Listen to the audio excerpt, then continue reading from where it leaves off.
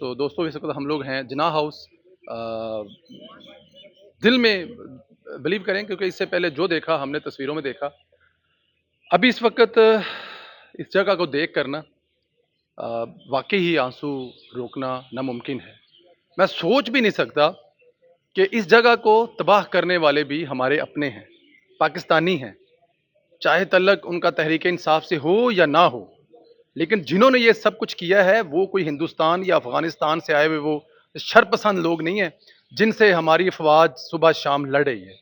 ये जलाने वाले, ये तबाह करने वाले अगर हम आप लोगों को दिखा सकें तो मुझे एक बात की समझ नहीं आई कि जब वो जहां पर आए होंगे तो जब उन्होंने ये तस्वीरें यहां पर देखी होंगी जो कायदे आजम मोहम्मद अली जना की तस्वीरें हैं, या फिर ये सारा कुछ देखा होगा कि जहां पर हमारे कायद रहे, वो कायद जिन्होंने हमें ये घर दिया, कैसे जलाया होगा, कैसे आग लगाई होगी।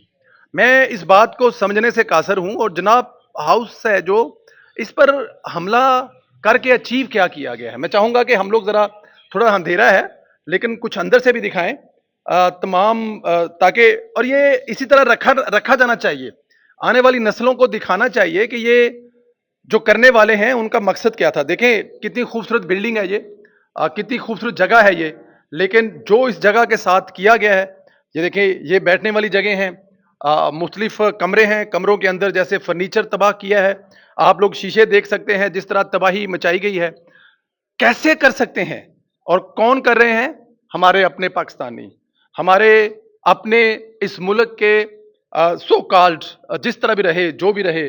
अब ये देखें, ये पीछे जो हाल है वो आपको नजर आ रहा होगा। मैं इस तरफ चल के जाऊंगा, जरा नीचे थोड़ा सा कुछ मसले मसाइल भी हैं लेकिन अंधेरा है, लेकिन फिर भी आप लोगों को दिखाएंगे। ये देखें जी, अब ये जाहिर है इसका एक लॉन में हिस्सा खुल रहा है, दरवाजा खुल रहा है, इसके पीछे है तारीखी घर है, खंडरात बना दिया गया है। और बनाने वाले कौन है जी? इस मुल्क के साबिक वजीर आजम इमरान खान साहब। सिर्फ इसलिए कि उनको इक़्तिदार से हटा दिया गया था और उनको किसी ने बताया कि अगर आप ये सब कुछ करेंगे तो पाकिस्तान की आर्मी जो है वो आपके आगे घुटने टेक देगी और आप दोबारा इक़्तिदार में आ जाएंगे। देखें जी, हर तरफ वही तबाही है। और मैं हैरानगी वाली बात यह है कि अगर ये कोई शर पसंद होते, बाहर से आते, कोई पत्थर फेंकते और चले जाते, लेकिन यहाँ पर जो आए हैं वो लगता है किसी पूरी प्लानिंग के साथ आए हैं और उन्होंने ये तबाही जो है वो पूरी प्लानिंग के साथ की है। और जब वो सब कुछ कर रहे होंगे तो वो किसी भी तरह से नॉर्मल नहीं है। हो सकता है कि अगर उस वक्त के चीफ जस्टिस के पास इसका केस कोई जाता और वो केस उनके पास जाता कि ये तबाही जो है जी, ये इमरान खान साहब के जो हैं वो लोगों ने मचाई है या पाकिस्तान तहरीक इंसाफ के वर्करों ने पहुंचाई है, तो हो सकता है वो इस वक्त के चीफ जस्टिस बंदयाल साहब कह देते कि हो सकता है जी कि इमरान खान के चाहने वालों को पता ही ना हो कि ये जिन्ना हाउस है, या उनको कोई और वो दे सकते थे। लेकिन खैर ये उन तक नहीं पहुंची। लेकिन आप बिलीव करें, मैं बहुत सारे प्रोग्राम किए हैं, बहुत सारे अल्फाज बोले हैं, बहुत ज़्यादा मजम्मत की है, लेकिन इसको देखने के बाद वाकई ही आंसू जो है वो निकलते हैं कि इस तरह तो मेरे ख्याल में, हाँ, अगर आप किसी दूसरे मुल्क पर तबाही मचाने जाएं, बल्कि इसको देख के तो मुझे अभी वो फलस्तीनी याद आ रहे हैं जिनके घर तबाह किए जा रहे हैं, वो इसराइल वाले कर रहे हैं। वो जो बम धमाके सुबह शाम वहां पर किए जाए हैं वो नजर आ रहे हैं। लेकिन ये सब करने वाले, बार बार मैं कह रहा हूँ, कोई ना कोई दूसरे मुल्क के नहीं है, ये अपने अपने ही लोग हैं।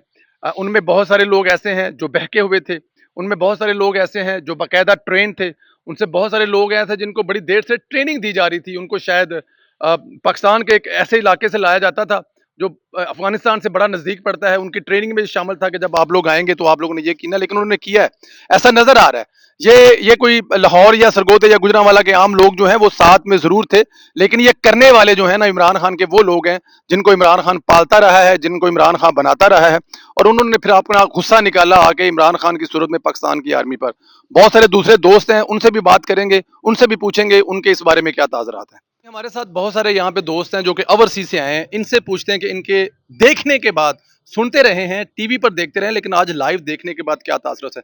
सर पहले अपना नाम बताइएगा, अपने मुल्क का नाम बताइएगा और फिर ये बताइएगा कि यहाँ पर देखने के बाद आपको क्या लगता है, कोई ये करने वाले लोकल थे या किसी दूसरे मुल्क से लोग आए थे?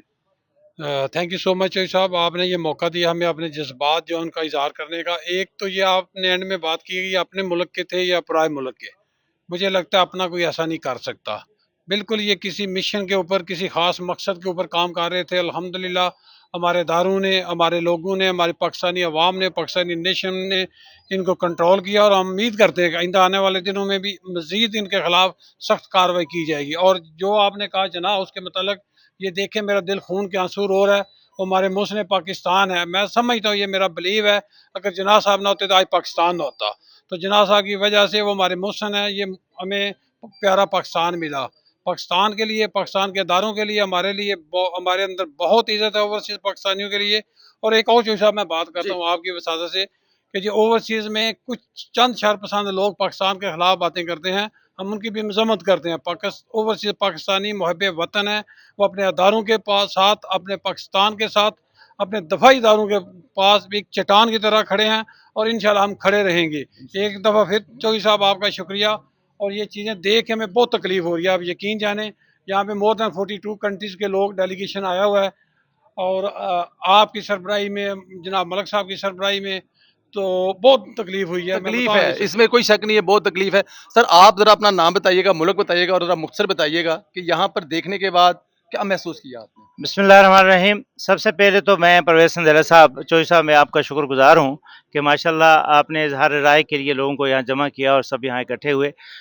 دیکھیے چوہدری صاحب، بات یہ ہے، میرا تعلق کویت سے ہے، میں کویت سے آیا ہوں اور میں ایک بزنس مین ہوں، اور مجھے خوشی اس بات کی ہے کہ میں آپ لوگوں کی اس گروپ میں، اس اپنے بیرسٹر ملک صاحب کی، امجد ملک صاحب کی سربراہی میں یہاں آپ لوگوں کے ساتھ ہوں۔ لیکن یہاں آ کر جناح ہاؤس کو دیکھ کے دل خون کے آنسو روتا ہے کہ بڑے افسوس کی بات ہے۔ آپ نے بڑا زبردست سوال کیا کہ یہ لوگ کیا پاکستانی ہو سکتے ہیں یا کوئی غیر ملکی ہو سکتے ہیں۔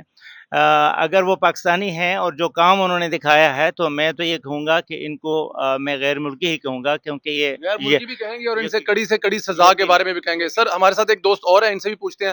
سر بتائیے گا کس ملک سے ہیں اور کیا تاثرات ہیں آپ کے؟ سر میرا نام سلیمان بٹ ہے اور میں یو کے سے آیا ہوں، اور مجھے بھی آج موقع ملا ہے اس تاریخی بلڈنگ کو دیکھنے کا۔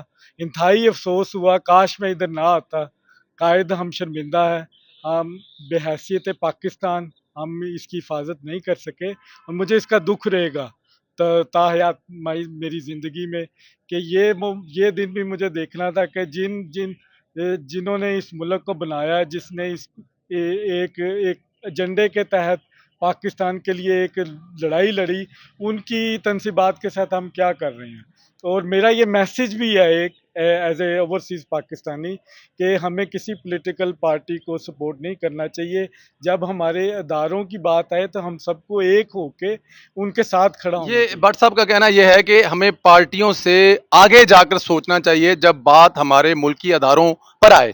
بالکل بات ٹھیک ہے، آپ کسی بھی پارٹی کے لیے اپنے کسی بھی ملک کے ادارے کو تباہ کرنے کے بارے میں سوچ بھی نہیں سکتے۔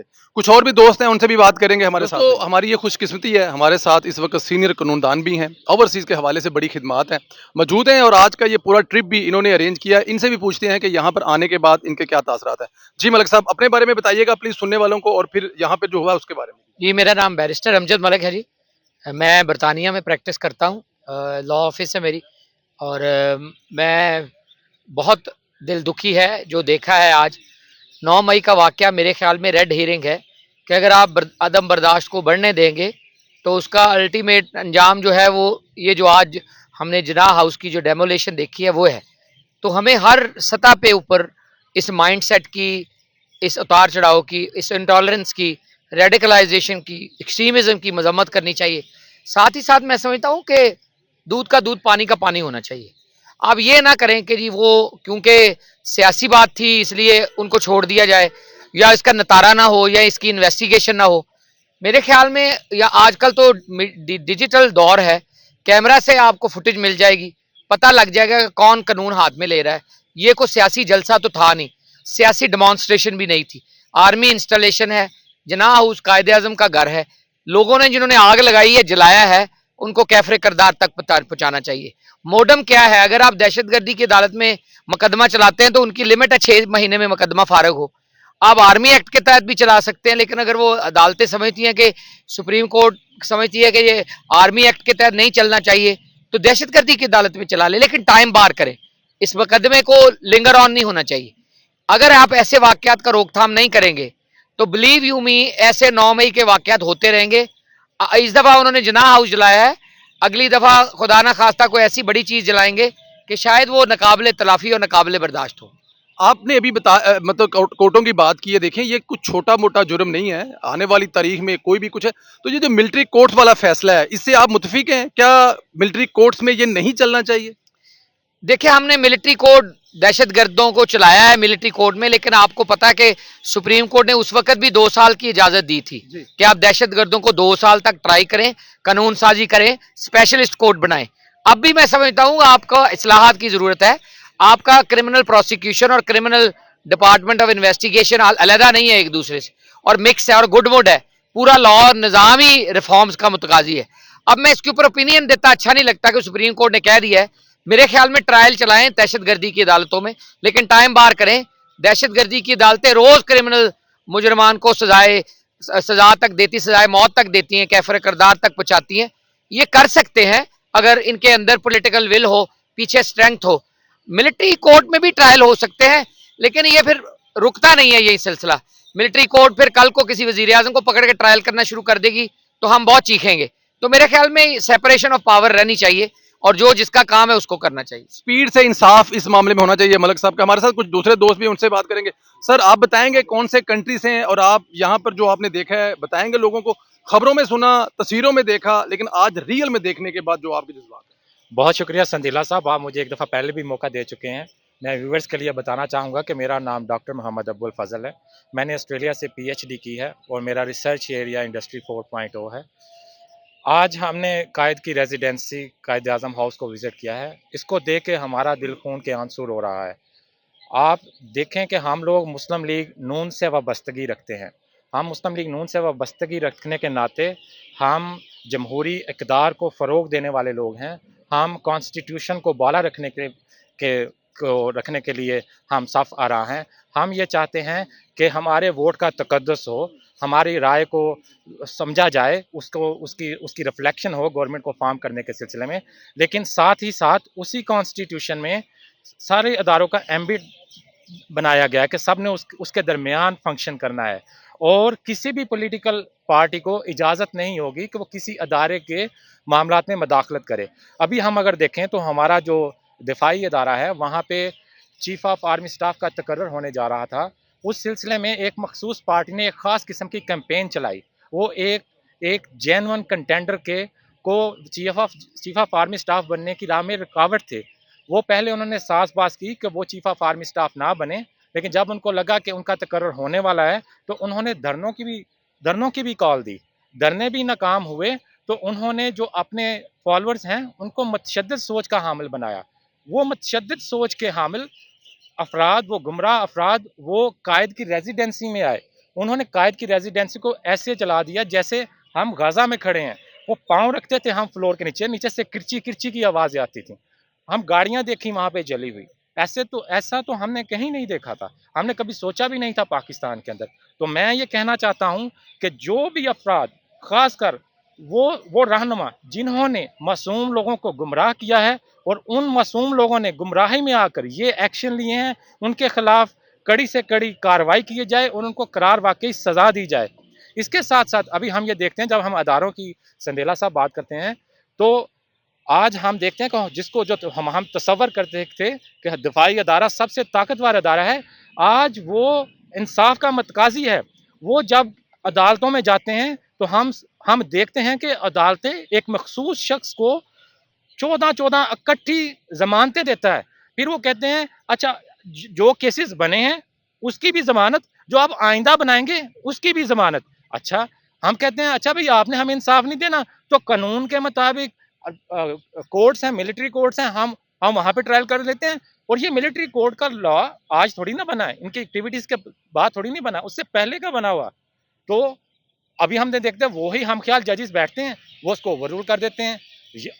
जब हम जजेस के फैसले डिफरेंट मामलात में सुनते हैं तो कहते हैं मेल ऑफ आईडी इंटेंट है। मैं कानून का तालिब इल्म नहीं हूँ, मुझे नहीं पता मेल ऑफ आईडी इंटेंट उस तनाज़ुर में इसमें तो मुझे मेल ऑफ आईडी इंटेंट नजर आती है ना कि एक चीज़ जब आपने देखा कि एक मखसूस जमात से तल्लुक़ रखने वालों के खिलाफ उन्होंने दहशतगर्दाना कार्रवाई की, उनके खिलाफ कार्रवाई होने लगी।